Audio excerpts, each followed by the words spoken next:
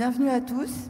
Donc, je vais vous présenter cette session qu'on a préparée ensemble. Alors, on a appelé ça e-commerce on the road.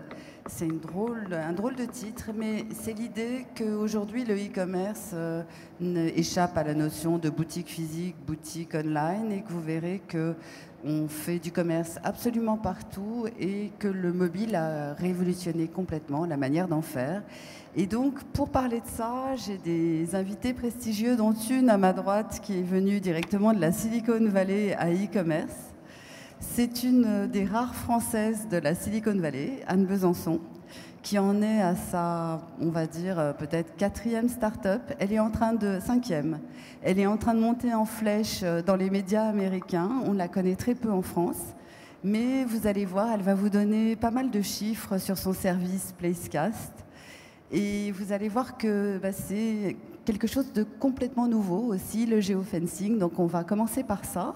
Ensuite, à ma gauche, j'ai Patrick Hofstetter, qui donc dirige la Digital Factory chez Renault depuis 1 an et demi, c'est ça? Et qui va nous expliquer, en fait, là encore une grande nouveauté, c'est que les voitures, depuis cette rentrée, sont équipées d'ordinateurs de bord et que ça a pas mal de conséquences aussi pour vous, les e-commerçants. Et enfin, à mon extrême gauche, comme vous le voyez, Franck Zorn, qui va arriver, qui est donc le directeur général de Groupon en France et qui va intervenir donc en 3e position. Là, on le laisse arriver de son avion. Et la parole est à toi, Anne.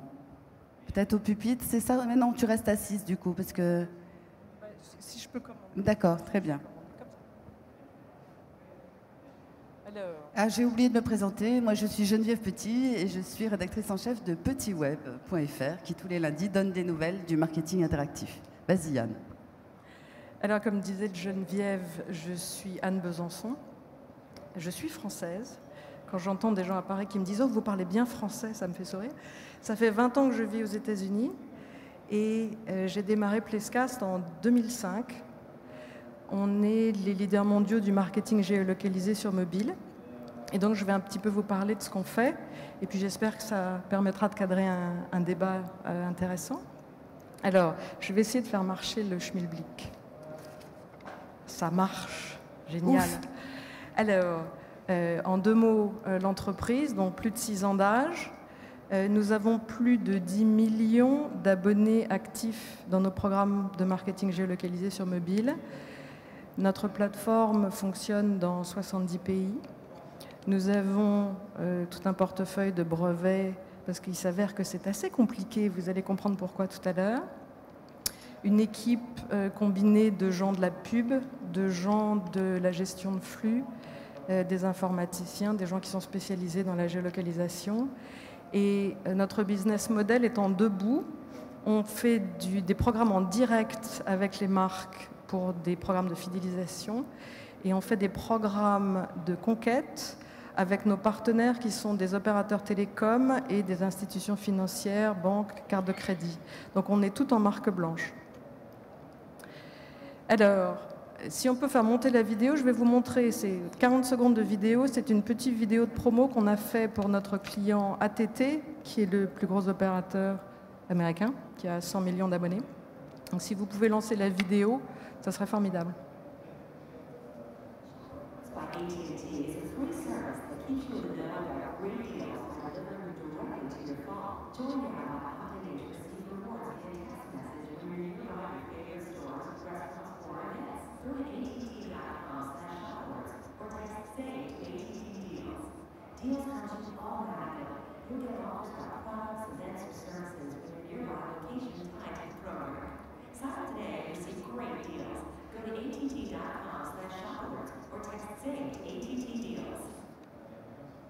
Voilà, donc c'est Shop Alerts en 40 secondes, mais je pense que ça aide à cadrer un petit peu ce que le produit fait du point de vue du consommateur.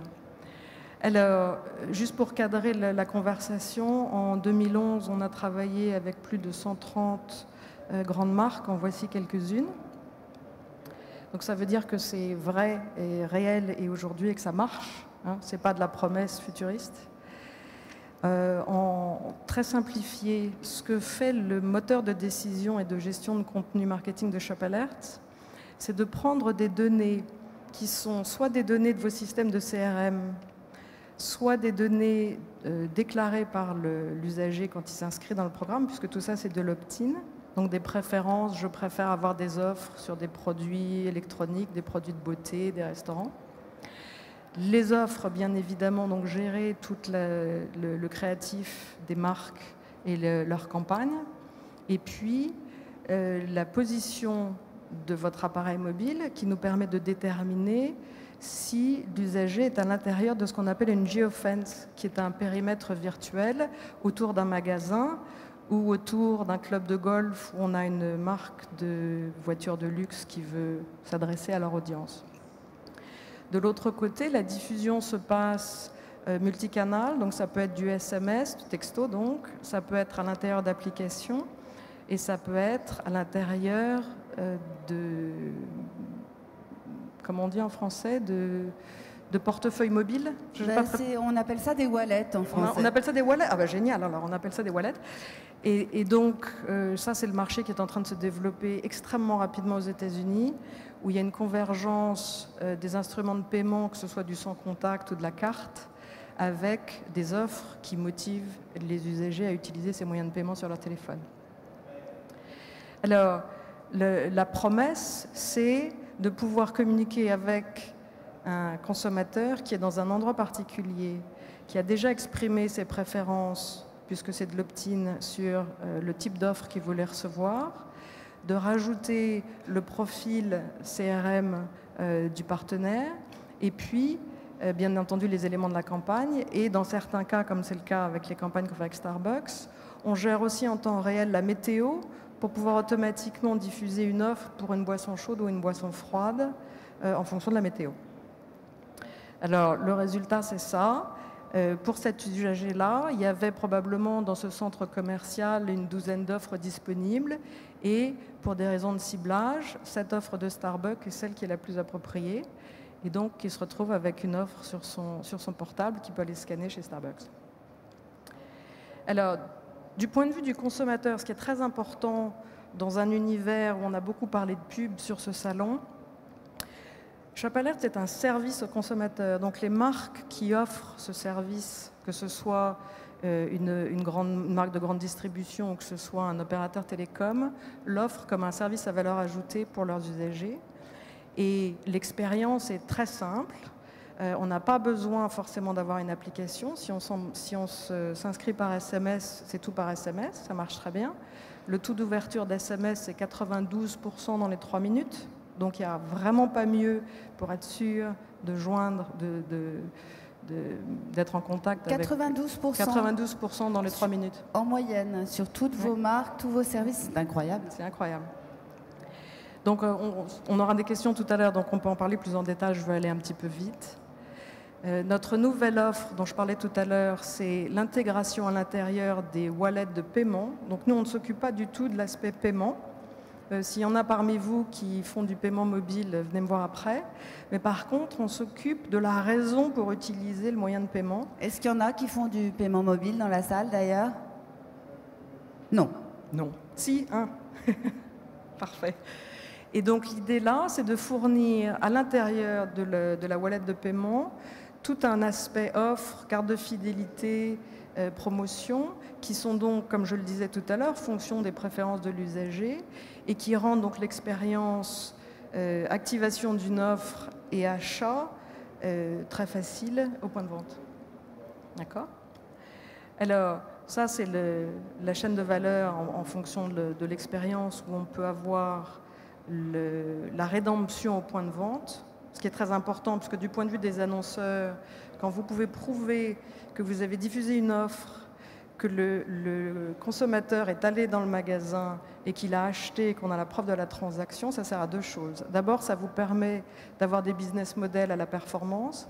Et la deuxième chose, c'est qu'en fonction des actes d'achat du consommateur, on peut raffiner les algorithmes de décision de quelles offres seront plus pertinentes la fois d'après. D'accord ? Alors, les résultats parlent d'eux-mêmes. Donc ça, ce sont des statistiques moyennes. Est-ce qu'on peut les dire parce qu'on ne voit Oui, pas bien sûr. forcément sur les slides. Alors, la première ligne, la likelihood to visit, c'est est-ce que le fait d'être abonné à Shop Alert a augmenté votre intérêt à la probabilité de visite. Merci pour la traduction. Donc entre 56 et 87, c'est gigantesque. Les visites elles-mêmes, la ligne d'en dessous, 59 à 90%. L'achat après avoir reçu l'offre. Ça veut dire que 61% des gens qui ont reçu une offre achètent. En moyenne. Et les taux les plus bas sont là, 16%. 16% comme taux le plus bas, c'est déjà probablement 10 fois plus que n'importe quelle autre méthode de marketing. Oui. Et 61% en moyenne. Et l'appel du SMS... l'attrait du SMS. Merci. L'attrait du SMS est le facteur facile à utiliser. Il y a contrairement à ce qu'on pourrait croire avec l'augmentation de l'usage des smartphones, l'usage du SMS augmente avec la pénétration de smartphones. Et on le voit, nous, dans nos résultats, parce que les consommateurs, le consommateur essentiel, ce n'est pas le techno-geek qui aura les 43 apps qui sont sorties la semaine dernière. C'est la maman qui est pressée, qui veut faire des économies. Et le SMS est un moyen dont on parlait tout à l'heure avec les taux d'ouverture, qui est extrêmement direct et efficace pour les atteindre. Alors, ça a été d'ailleurs l'idée première de Placecast. À l'origine, on ne faisait que du SMS et maintenant, on s'étend à l'intérieur d'applis et sur les sites mobiles. Alors, petite étude sur un marchand de prêt-à-porter de haut de gamme dont je ne peux pas dire le nom, mais on est en France, Anne. Je ne peux pas dire le nom. La comparaison ici, on l'a faite sur deux populations, une population qui n'était que dans leur programme email et une population qui était dans le programme Shop Alert mobile. Et vous le voyez, donc la fréquence d'entrée dans les magasins multipliée par 3 à 4. Le panier moyen qui est monté à 150 $ alors qu'il était à 102 pour les gens qui sont dans le programme mobile. Et en termes de valeur année sur année des consommateurs qui sont dans le programme email par rapport au programme mobile, c'est 50% de plus. Donc c'est extrêmement efficace. Alors, je parlais tout à l'heure des programmes qu'on fait en mode acquisition avec des partenaires qui ont une audience, comme les opérateurs télécoms ou les entreprises de carte de crédit. Et à ce moment-là, c'est multimarque du côté des offres et les usagers peuvent choisir le type d'offre qu'ils veulent. Même résultat, un petit peu plus bas en moyenne, ce qui est logique puisque c'est un abonnement qui est attaché à l'opérateur ou à la carte de crédit, donc qui est moins précis sur les marques et les produits qu'on préfère, mais toujours assez remarquable. Donc je ne vais pas répéter les catégories, mais vous voyez les stats.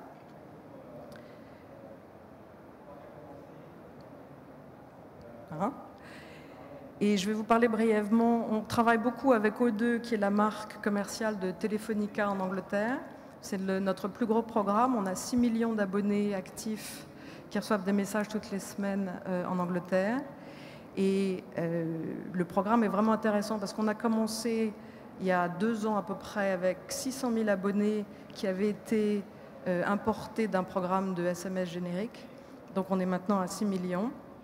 Et vous allez voir, je vais aller rapidement, mais les exemples, on a un exemple intéressant avec une chaîne de gym First, Fitness First, qui est je ne sais pas quel est l'équivalent ici de salle de gym où vous prenez des abonnements. Club Med Gym, Malon, à peu près. Club Med Gym. Peut-être, oui. Et donc là, en l'occurrence, l'objectif, c'était on fait une campagne avec des geofence autour des salles de gym. Et on propose un abonnement, 1 mois gratuit pour 1 an d'abonnement. Ils ont signé plus de 1000 abonnements nouveaux et leur retour sur investissement en termes d'argent, c'était 27 fois.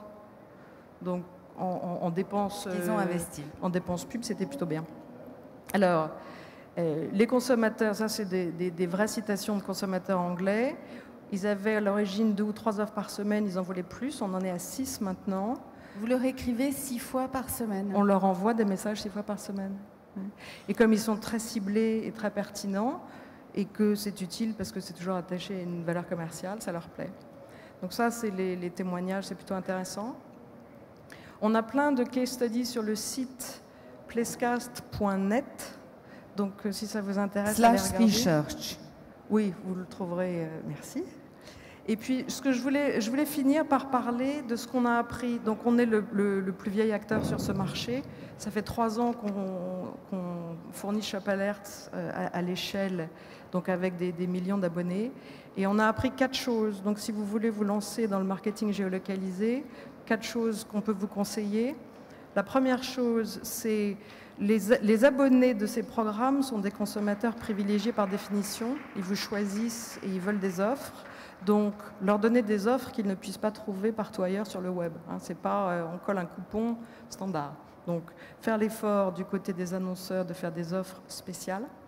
La deuxième chose, c'est le plus vous pouvez informer le moteur de décision avec des éléments de data, que ce soit les segmentations, démos, psycho, etc., l'information qu'on a avec l'historique de dépenses quand on travaille avec des boîtes de cartes de crédit, et ce dont je parlais tout à l'heure, des informations externes comme la météo ou le trafic, on peut imaginer tout un tas de choses. Tout ça, c'est du temps réel. Vous pourrez cibler mieux et donc vous pourrez obtenir des meilleurs retours, comme vous avez vu les chiffres tout à l'heure. Le troisième point, c'est la géologue, c'est pas seulement de mettre une geofence autour d'un magasin. Par exemple, avec The North Face, ils mettent des geofences dans les stations de sport d'hiver et quand vous arrivez au sport d'hiver, on vous dit il va faire froid demain, mettez une couche de plus. Donc c'est que du branding, donc ça peut être utilisé. Il n'y a pas de magasin North Face dans les stations particulièrement. Il n'y a pas de magasin et North Face ne fait de solde qu'une fois par an, donc ils ne font jamais de discount. Donc ils l'utilisent d'une manière différente. Et puis le quatrième point essentiel, personnellement pour moi aussi, c'est pour ça qu'on a construit la plateforme comme ça, c'est le pouvoir au consommateur. On rentre dans un monde, et j'espère qu'on va en parler, où le pouvoir est en train de se déplacer vers l'individu avec cet instrument qui est son interface avec le monde. Et il faut absolument que vous les obteniez, il faut absolument que vous leur demandiez leur avis, il faut absolument que vous les laissiez opt-out s'ils ont envie d'opt-out. D'abord, s'ils ont envie d'opt-out, c'est qu'ils ne vont pas être réceptifs de toute façon. Il faut leur demander ce qu'ils veulent recevoir pour ne leur fournir que ce qu'ils vous ont demandé. Donc la pertinence, ça commence avec la déclaration de préférence.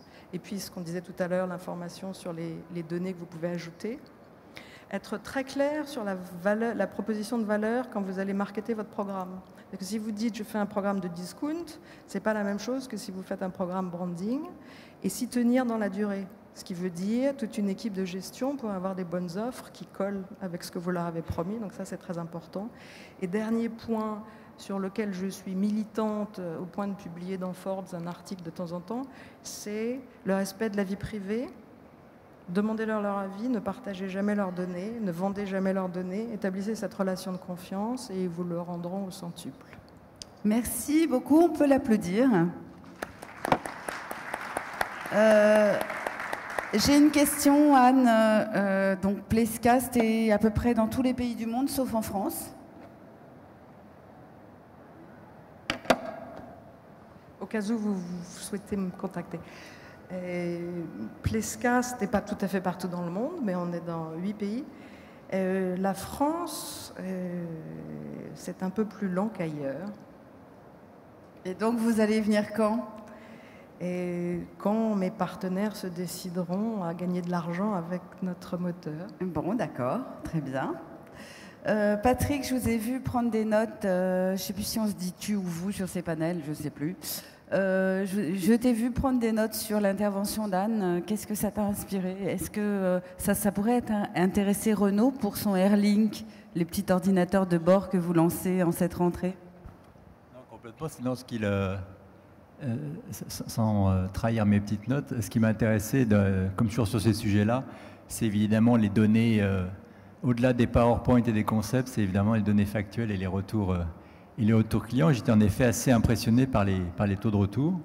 Alors certes, entre des marques de vêtements et des marques de voitures, c'est pas forcément les mêmes usages, mais c'est quand même intéressant de voir des chiffres qui sont quand même assez impressionnants. Et donc, alors, on revient à la première question qui est, vous équipez donc 2 lignes de voitures aujourd'hui avec un ordinateur de bord connecté à Internet. Qu'est-ce qui va se passer en matière de e-commerce là-dessus ? Peut-être avant de sauter et de répondre directement à ta question, pour recadrer en fait l'impact du mobile et plus largement du digital dans l'industrie automobile, ce qu'il faut comprendre, c'est qu'aujourd'hui, l'industrie automobile est en train de vivre une véritable révolution avec le digital, puisque le digital est non seulement évidemment, comme pour toutes les marques, tous les annonceurs, en train de révolutionner la partie haute du parcours client, donc toute la partie audience et captation en termes de notoriété, mais en train d'impacter l'ensemble du parcours client jusqu'à l'acte d'achat, jusqu'à l'acte de réachat. C'est qu'en plus, ce qu'il faut savoir, c'est que dans l'industrie automobile, la partie après-vente est extrêmement importante. C'est presque la moitié de la marge pour un constructeur. Donc il y a une vie après la vente. Or, c'est un secteur où traditionnellement la communication au sens large, les moyens commerciaux, on va dire, étaient et sont toujours encore très très focalisés sur la vente de véhicules neufs. Et donc avec le digital, tout ça est en train d'exploser, et encore plus avec le mobile. Simplement pour donner quelques chiffres, ce qu'on sait au niveau d'un parcours client dans l'industrie automobile, c'est qu'avant, un prospect avait en gros 4 marques en tête, et que maintenant, avec la profusion apportée par le digital et notamment les réseaux sociaux, et on est passé de 4 marques à 6 marques. Aïe. Alors c'est aïe ou youpi. Ça dépend évidemment de la force de votre marque, de la force de vos produits. Donc il est clair que c'est à la fois une terrible menace en termes de churn et une fantastique opportunité. Et donc là, ça nous remet le challenge sur nous-mêmes, sur la puissance de notre marque et la puissance de notre offre. Et par rapport à ça, aujourd'hui, si on regarde la partie haute du funnel, on est déjà en termes d'audience à peu près, au niveau mondial, 12 millions de visiteurs uniques qui, chaque mois, viennent sur l'ensemble des plateformes Renault. On est à peu près à 3 millions de fans. Et sur le mobile, activité qu'on a lancée il y a quelques mois, on va dire, ça représente déjà à peu près 5% du trafic digital. Mais ce qui est assez frappant, c'est qu'en fait, tous ces chiffres-là sont extrêmement récents, puisqu'il y a 3-4 ans, on partait à peu près de zéro. Notamment sur la partie sociale, on n'avait aucune présence il y a encore un an et demi. Donc tout ça va à une vitesse extrêmement forte. Donc c'est assez perturbant, il faut reconnaître, pour le secteur et en interne, parce que c'est des choses totalement révolutionnaires.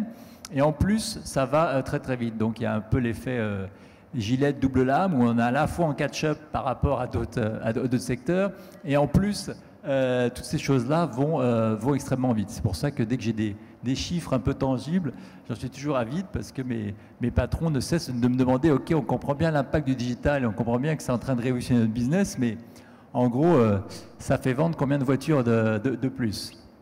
Donc sur la partie mobile, aujourd'hui, jusqu'à maintenant, jusqu'à la semaine prochaine, on avait trois aspects sur le mobile. C'est déjà déployer des plateformes mobiles de la même manière qu'on a déployé depuis quelque temps des plateformes web. Donc là, aujourd'hui, on est passé de 5 à 20, enfin plus de 20 pays majeurs aujourd'hui avec des plateformes web, mobiles locales. Avec aussi en tête la conversation qu'on a eue hier avec un de vos homologues qui disait, un des principaux e-marchands français, qui disait que le mobile allait prendre le pas très vite sur l'ordinateur. On le voit déjà aujourd'hui, parce qu'on est... Il faut savoir aussi qu'au niveau, on a une marque mondiale. Aujourd'hui, 50% du business de Renault se fait en dehors de l'Europe.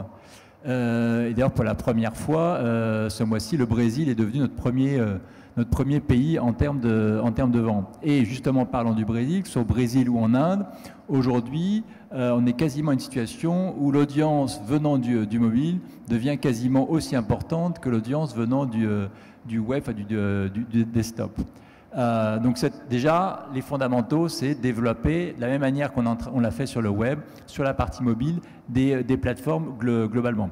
La deuxième chose, évidemment, c'est de faire venir du trafic sur ces plateformes mobiles. Donc c'est tout le marketing mobile qui, après le marketing digital, devient extrêmement important chez nous. Il faut savoir et très compliqué.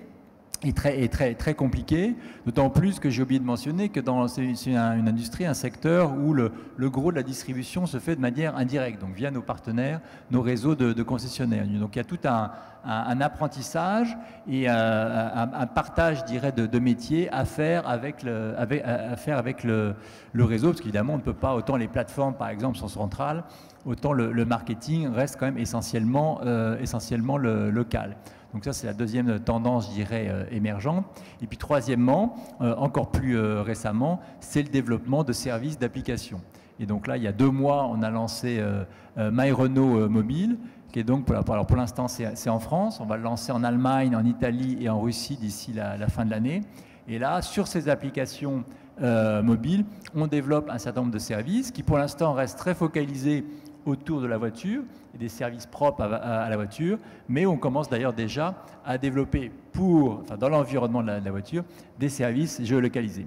Et puis dans le domaine des applications, l'iPad, la tablette, est-ce que c'est quelque chose que vous étudiez particulièrement parce que c'est un accélérateur de particules, la tablette par rapport à la cible? On sait que les gens qui consultent beaucoup, enfin qui sont des grands fans des tablettes, ont aussi un fort pouvoir d'achat. Est-ce que vous avez fait aussi des actions spécifiques sur la tablette? Quand je parlais de mobile, évidemment, le premier focus était sur les smartphones, mais évidemment, dans la foulée des smartphones, il y a évidemment le sujet tablette. Donc là, par exemple, on est en ce moment même en train d'équiper la plupart de nos vendeurs donc dans les concessions de tablettes pour pouvoir accompagner le client. Et le pendant, je dirais, B2C de ça, et pour l'an prochain, de développer des applications beaucoup plus customisées pour les tablettes, puisqu'on voit en effet que les premiers résultats, la consommation, je dirais, de contenu auto sur tablette est extrêmement intéressante, puisque notamment en termes de configuration, ce qui est quand même, je dirais, le premier facteur d'adhésion à la marque. Les gens viennent avant tout sur les sites constructeurs pour essayer et configurer des voitures. En termes de taux de conversion, sur des taux de conversion extrêmement forts sur les tablettes. Et puis la nouveauté qui est d'actualité, bonjour. Frank Zorn arrive sur scène. C'est en effet ce qu'on avait préannoncé, ce que notre directeur général avait préannoncé au Web 11 en décembre dernier, c'est le lancement de Renault Airlink. Donc Renault Airlink, en quelques mots, c'est quoi? C'est en gros une tablette incorporée et connectée. Donc incorporée puisqu'elle est dans le tableau de bord. Connecté, puisque donc il y a une connexion avec une SIM card intégrée, et qui a, je dirais pour faire simple, 2 grands volets. Toujours pareil, l'ensemble des services qui d'ailleurs en partie existent déjà aujourd'hui sur nos offres Carminat TomTom, hein, donc tout ce qui est GPS et autres. Un certain nombre de services vraiment très liés à la voiture, notamment, vous savez, on est en plein dans le lancement des voitures électriques, donc tout ce qui est par exemple jauge de batterie et autres. Et puis en parallèle de ça, à la mode un peu des telcos il y a 10 ans ou d'Apple, le App Store de Renault, où là, on a un peu fait le kick-off justement au Web 11 l'an dernier. On est en train de rencontrer de plus en plus de content providers, de start-up et autres. Et des marchands aussi ou pas? Et des marchands, ça commence, pour venir nourrir cet App Store. Et en effet, comme tu le disais, dans un premier temps, ça va d'abord équiper la nouvelle Clio et la Zoé, qui est donc la berline électrique, qui vont être commercialisées dans les semaines et mois qui viennent. Et puis petit à petit, l'ensemble de la gamme. Ce qui veut dire que, enfin pour moi, en tant qu'ex-directeur marketing de SFR, c'est assez marrant parce que j'ai l'impression que 10 ans après, on est en train de refaire la même révolution, avec d'ailleurs des modèles économiques assez similaires. Assez rapidement, pour les fournisseurs de contenu, on va arriver à des masses critiques en termes de potentiel de business extrêmement intéressant. Il faut savoir que Renault, aujourd'hui, c'est un parc automobile d'un peu plus 20 millions de voitures et qu'on vend grosso modo 3 millions de voitures par an. Donc on atteint assez rapidement une masse critique. Les tablettes, là, quand la Airlink, elle équipe combien de véhicules à son lancement? Voilà, je peux pas, ça c'est des chiffres confidentiels, mais la vitesse, je dirais, d'équipement du portefeuille de produits, et puis donc les volumes de vente de voitures font que assez rapidement, d'ici 2 à 3 ans, on va parler de plusieurs millions de voitures équipées. D'accord. Et le gros avantage avec Renault Airlink, c'est de la même manière qu'il y a 10 ans, on parlait du téléphone comme le 5e écran. avec la voiture, on arrive vraiment au 6e écran, à la fois dans une dimension média, et d'ailleurs on est en train de discuter avec des régies hautes sur des potentiels de business en termes de génération de revenus médias, enfin de revenus pub, et en même temps, avec ce genre d'innovation, je dirais qu'après le e-commerce, le m-commerce, le f-commerce, on va lancer le c-commerce. Très bien. Et puisque vous êtes vraiment sur... Il faut savoir qu'en moyenne, un être humain passe entre 1,5 et 2 ans de sa vie dans sa voiture. Quelle Donc c'est quand horreur. même du... Mais non, au contraire, c'est magnifique. Donc c'est quand même pour des e-commerçants extrêmement intéressant en termes de captation d'audience. Alors, Frank Zorn est arrivé. Je vais vous demander d'être plus bref que prévu, Franck, puisqu'on a fait plus long en vous attendant. Et en fait, ce qui nous intéressait, puisqu'on est sur une session dédiée au mobile et à la géologue, c'est de savoir ce que fait donc le leader des coupons dans ce domaine. Ok. Désolé pour le retard. Donc, le mobile, pour nous, c'est un média qui est assez important. Et on a des chiffres qui sont assez parlants et impressionnants aussi. Aux États-Unis, on fait maintenant un tiers de nos chiffres d'affaires sur le mobile.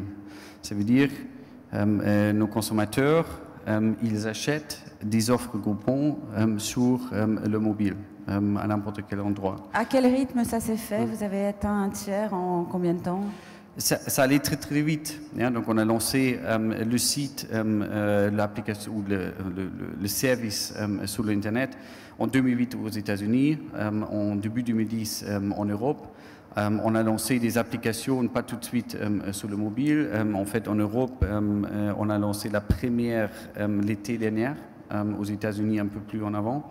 Et avec la pénétration des mobiles, des iPhones, etc., ça va très très vite. Hein. Et aujourd'hui, on a une pénétration sur le mobile qui est très très importante et on a surtout, qui est rare pour les e-commerçants, une utilisation des transactions. Donc on a vraiment des acheteurs, donc un tiers de notre business qui est fait sur le mobile. Hein. Donc en termes de géologue. Géologue, donc d'abord notre business à la base, c'est un business local, hein, pas, à l'inverse de, ou pas comme des autres services Internet qu'on connaît qui sont plutôt nationaux.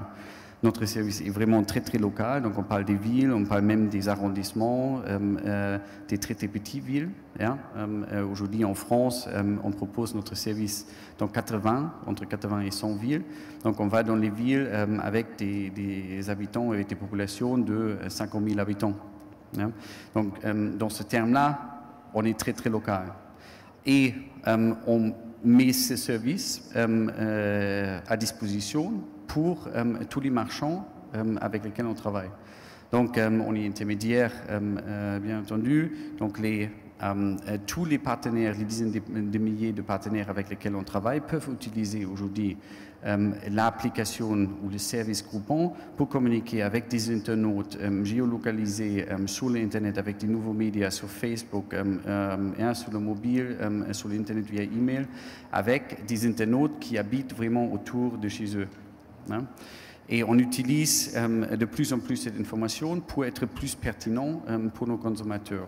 Donc si au début on a commencé à proposer des offres dans une ville, une offre par ville, aujourd'hui on est beaucoup plus fin. À Paris, on a plusieurs arrondissements, plusieurs secteurs qui ont, y compris quelques arrondissements. Et on a une technologie, on a développé une technologie qui s'appelle Smarties, qui nous permet de effectivement cibler vraiment pour un consommateur des marchands qui sont pertinents, qui sont vraiment autour. Donc on peut dire autour de 5 km du lieu de travail, ou selon les informations qu'on a et l'internaute nous donne. On peut vraiment cibler des restaurants, des spas, tous les services qu'on propose autour de chez eux. Hein, donc, qui est beaucoup plus pertinent pour le consommateur et aussi bénéficiaire pour le partenaire qui a l'opportunité de mieux fidéliser derrière les gens qui habitent vraiment à côté. Hein? Alors, il est 18h10, on a 20 minutes pour les questions. Je vais vous proposer à vous trois de vous poser une question c'est-à-dire d'adresser une question à qui vous voulez dans le panel. Et puis ensuite, ce sera à vous, la salle, d'y aller. Donc, il faudra lever la main, je vous donnerai les micros, vous vous présentez. Donc, qui veut commencer? Anne. Honneur aux dames. J'ai une question pour Patrick. Les chiffres que tu as donnés sur la pénétration de nouveaux modèles par an, 3 millions, c'est beaucoup, sauf que ça se passe dans, je sais pas, 80 ou 100 pays. Hein. Et tu disais le Brésil est le pays qui a surpassé tous les autres en termes de vente. Tu peux nous dire combien ça représente en termes de nouveaux véhicules qui potentiellement peuvent être équipés? Quoi, spécifiquement sur le Brésil? Oui, ou... la raison pour laquelle je pose la question, c'est que nous, ce qu'on voit, c'est qu'il y a dans les civilisations broadband, il y a le web qui est très important, c'est là d'où vient Groupon, et puis dans tout un tas d'économies, le web, c'est fini. Ça a à peine commencé, c'est fini, il n'y a pas d'installation filaire, donc le web, il est sur le téléphone. Donc la division qu'on a, nous, entre l'écran PC, la tablette qui est une espèce de truc hybride et le téléphone avec lequel on se balade tout le temps, dans tous ces pays-là, il n'y a que ça. Ce dont tu parlais, l'accès Internet, c'est téléphone, il n'y a même pas de choix. Et donc, ce que je trouve intéressant, c'est quand tu as la vente d'automobiles qui sont équipées d'une technologie qui est familière, puisque c'est la seule à laquelle ils aient accès, est-ce que tu penses qu'il y aura un succès de services commerciaux dans ces voitures qui sont équipées de ces services davantage dans ces pays-là que dans les pays développés? Bon, quelque part, il y aura forcément une corrélation. Je ne pense pas que ce soit l'effet de corrélation le plus fort, parce qu'en plus, au niveau de la voiture connectée, au sens large du terme, les bénéfices sont assez différents d'un pays à l'autre. Typiquement, par exemple, sur la voiture connectée, c'est quelque chose d'extrêmement statutaire en Inde. Alors qu'à l'inverse, sur les marchés européens, les marchés dits mûrs, l'intérêt du client est vraiment sur la qualité de l'offre et la qualité de l'usage. Il est clair aussi que l'aspect géographique du pays est extrêmement important. Et même au sein de l'Europe, par exemple, en termes où là on a pas mal de recul, tout ce qui est GPS, aide à la conduite, etc., on n'est pas du tout sur les mêmes attentes clients entre un pays comme la France et un pays comme l'Angleterre, par exemple. Par contre, c'est vrai que je reviens sur ton point sur un peu la séparation du monde. Il est clair qu'aujourd'hui, pour nous, globalement sur le marché de la voiture, mais en plus aussi sur la voiture connectée, on a vraiment, si je mets les US à part, puisqu'en plus on n'est pas présent sur le marché américain, on a vraiment l'Europe et le reste du monde. Où en termes d'attente client, en termes de dynamique de marché et en termes en effet d'évolution de la pénétration du mobile, c'est vraiment deux mondes totalement différents. Donc Patrick, une question pour qui? Une question pour Franck. Au-delà du succès évident et bien connu de Groupon, on voit que déjà avant l'arrivée de Groupon et encore plus depuis le succès en termes d'image et de résultats de Groupon, il y a de plus en plus de concurrents, à la fois locaux ou géographiques, qui se sont mis en place sur un produit où on pourrait penser que ça peut être assez facilement banalisé quelque part en termes de différenciation d'un provider à l'autre. Donc pour un business comme le vôtre, quels sont en fait les facteurs clés de succès, et est-ce qu'il y a de la place pour des Groupon, Living Social, bondreduction.com, etc., etc. Donc c'est vrai, on est le site ou le service le plus copié au monde. Il y a dans presque chaque marché où on est présent des centaines de concurrents. Par contre, si on regarde au niveau global, on est le seul qui est vraiment global. Donc on est dans presque 50 pays aujourd'hui, et dans presque tous les pays, on est les leaders du marché. Pour rentrer dans ces marchés, il n'y a presque aucune barrière. Le site est très très simple. Vous pouvez l'acheter aujourd'hui pour 100 €. Chaque personne peut signer un partenariat avec quelques partenaires et inviter quelques amis sur Facebook. Par contre, si vous voulez établir ce modèle au niveau national à grande échelle, en fait, les clés ou les facteurs pour le succès sont assez importants. Donc, des barrières pour établir ce modèle durablement et pour le faire grandir sont très très hauts parce qu'il faut avoir beaucoup de fonds, beaucoup d'argent, parce que après les 300 amis sur Facebook que tout le monde a, il faut investir dans le marketing pour attirer plus de consommateurs et aussi pour établir des relations avec des partenaires. Il faut avoir une force de vente qui est assez conséquente parce qu'on parle des petits commerçants dans presque toutes les villes en France. Donc si j'ai dit tout à l'heure, on est présent dans 80 villes, ça représente presque une équipe dédiée dans 80 villes en France. Hein? Franck, votre question? Donc ma question, j'ai raté la première partie, donc je vais poser une question à Patrick pour la voiture. Donc je pourrais imaginer qu'il y a des services groupants, par exemple, parce qu'il y a des occasions de chercher des services, mais au-delà de ça, et au-delà de la recherche des endroits, quels sont des services, tu as parlé de e-commerce un peu, quels sont des services qui sont vraiment pertinents pour l'usage dans une voiture, hein? Je dirais que sur les usages, et là c'est un peu aussi le fruit de mon expérience dans les écoles, où je me rappelle il y a une dizaine d'années, on faisait beaucoup de focus group pour essayer de comprendre les attentes des clients, etc. Je me rappelle notamment qu'à l'époque, tous les services de LBS étaient totalement refusés par les clients, et on voit bien ce que ça donne quelques années après. Je pense que de façon plus générale, en termes d'innovation, au bout d'un moment... Faut proposer beaucoup et voir, voilà. C'est ça? Donc on est plutôt dans une logique test and learn. Donc c'est pour ça qu'aujourd'hui, on est plutôt dans une logique de vitesse qui est de dire, voyons voir comment on peut, le plus rapidement possible, référencer un maximum de partenaires et donc d'applications dans le Renault App Store, et puis bon, voir celle qu'elle marche. Parce que c'est clair qu'il y a, je dirais, peut-être une dizaine ou une vingtaine de services évidents, extrêmement connectés, si je puis dire, autour de la voiture, sur tout ce qui est, je dirais, service totalement lié à la voiture.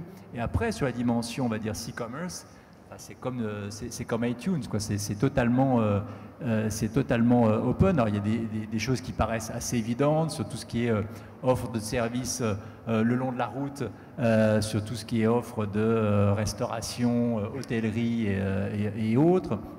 Des offres. Je descends de la évidentes. scène parce que sa réponse est un peu longue et qu'il faut quand même faire parler la salle, Patrick. Donc ça, c'est assez évident. Levez Mais après, la on main peut penser si à vous des avez choses, une notamment en question. termes d'entertainment, assez innovantes. Oui, une question, où ça? Là-bas. Vous vous présentez, vous dites à qui vous la posez, et vous la posez de manière assez courte de préférence. Bonjour, Hélène Magaisic, conseil des marques de développement international. La question, c'est pour Anne. Vous avez dit dans votre présentation que le discount est très important pour les marques, d'offrir les discounts vers les consommateurs. Est-ce que vous pouvez partager avec nous la proportion des alertes envoyées par Placecast qu'il s'agit des promotions prix versus tout autre type d'alertes? Et est-ce que vous avez vu cette proportion changer dans le temps? Et si oui, comment? Et dernièrement, comment répondriez-vous aux marques et aux enseignes qui hésitent à développer les partenariats avec vous parce qu'elles craignent une transformation du consommateur final dans un accro de discount qui n'achètera jamais en plein prix? Merci. Alors, J'avais demandé une question courte. oui, j'en comme ai trois. Alors, je vais aller vite. La première, c'est que j'ai pas dit que c'était très important. J'ai dit que la plupart des marques qui utilisent Shop Alert l'utilisent de cette manière-là, mais pas exclusivement. J'ai donné l'exemple de North Face qui fait que du branding avec. Aux États-Unis, il y a une sensibilité aux coupons, vouchers, qui est beaucoup plus importante qu'en France. Donc, ça varie suivant les pays. Donc ça, c'est la première chose, la culture, le premier truc. Deuxième truc, on travaille avec des marques aux États-Unis dont le slogan, c'est les prix pas chers tous les jours. Donc, ils n'utilisent pas la technologie pour afficher des promos. Ils utilisent la technologie pour promouvoir des produits. Donc, ça dépend de ce qu'il y a à faire. Et la troisième question, vous m'avez dit C'était justement pour les marques. Comment je réponds aux marques qui ont peur? Voilà, des chasseurs de primes. Et je leur dis, il y a plusieurs façons de vous adresser à votre cible, qui vous voulez joindre et qu'est-ce que vous voulez en tirer. Donc, en fonction de ce que la marque cherche à obtenir d'un segment de la population, si c'est de la conquête, ça veut dire que ce sont des gens qui ne consomment pas chez eux. Donc là, il va falloir les faire venir une première fois. En général, la raison pour laquelle ils vont venir une première fois, c'est justement parce qu'il y a un bon plan. Quand on est dans des logiques de fidélisation, il ne s'agit plus de ça. Il peut s'agir d'avant-vente, d'offres exclusives avant que ce soit disponible au reste des clients, etc. Donc ça dépend complètement de la démarche marketing de la marque. Bonjour, une question par là. J'ai une question pour vous justement. Je suis désolée. Alors, je m'appelle Inès Chouk, je suis professeure à l'université. Ma question, c'est, vous avez un peu esquissé un peu la réponse, mais quand même, j'aimerais avoir des approfondissements. Quelles seraient les différences culturelles justement par rapport au comportement d'un internaute français et d'un internaute américain, et comment vous pensez adapter vos solutions qui sont très intéressantes et on l'avait vu avec des résultats assez impressionnants, mais comment vous pensez adapter vos solutions à un marché français en tenant compte justement de ces aspects de différences culturelles? Merci. Décidément, Anne, grande vedette. Je suis très populaire, mais comme je viens de San Francisco, la bataille des prix, c'est quelque chose qui est très compliqué dans le domaine du retail. Et dans des périodes de crise, donc c'est aussi à prendre en considération. C'est qu'il y a des différences culturelles, mais il y a aussi des différences économiques à certains moments. Donc, quand les gens ont moins d'argent à dépenser et qu'on s'adresse à une audience, à des segments de la population qui cherchent des moyens plus efficaces pour faire le marché, ça veut dire on va me faire gagner du temps et ça veut dire souvent on va me faire gagner de l'argent. Et ça, je pense que c'est universel. La façon dont ça se communique et la façon dont on crée des programmes, parce que si vous voulez vous abonner à un service, il faut que ce service vous ait communiqué une proposition de valeur qui fasse sens à vous. Donc, si c'est on casse les prix, très bien, c'est une démarche, mais il faut que ce soit cohérent avec ce que fait la marque en général. Donc, on n'est pas un système de marketing qui vit à l'écart du reste que des campagnes. On travaille en général directement à la direction générale du marketing et on s'intègre avec ce que la marque a à vendre et la façon dont elle le vend et on adapte ce qu'on sait faire à leurs promesses à eux, pour que ce soit justement cohérent et qu'ils retrouvent l'identité de la marque, le ton de la marque, les mots qu'on utilise, et de temps en temps, c'est de la valeur tangible, c'est du 10%. D'ailleurs, petit tuyau, les offres en valeur d'argent marchent mieux que les offres en pourcentage, n'est-ce pas? Donc, il y a plein de choses qu'on apprend comme ça en pratique. Donc, longue réponse, mais il faut que ça colle avec la façon dont la marque communique ailleurs et en général. Donc là, ça va être la dernière question. Merci. Bonjour, je m'appelle Céline Soularue, je travaille chez L'Oréal. Voilà. Je voulais vous rencontrer, ça tombe bien. Ah bon, mais D'accord, je suis ravie. Ma question s'adresse à vous. Je suis désolée, c'est l'attrait de la Silicon Valley.